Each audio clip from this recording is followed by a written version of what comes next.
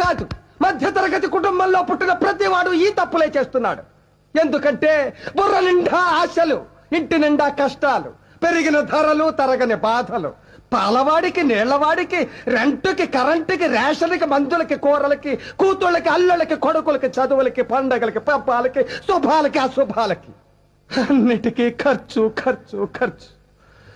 తెల్లవారితే సమస్య, నోరు విప్పితే డబ్బు, అడుగు వేస్తే అప్పు. అన్నిటికీ సాకు 1వ తారీఖు.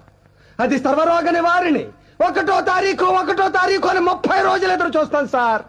చివరికి అది ఇలా వచ్చి అలా వెళ్ళిపోతుంది. వరద బాధితులను ఆదుకోవడానికి హెలికాప్టర్ వచ్చి వెళ్ళిపోయినట్టు. 1వ తరగతి వాడికి 2వ తరగతి, 2వ తరగతి వాడికి 3వ తరగతి, ఇలా అన్ని తరగతుల వాళ్ళకి ఎదుగుదల ఉంటుంది. ఒక్క మధ్య తరగతి వాడికి మాత్రం ఎదుగుదల ఉండదు సార్.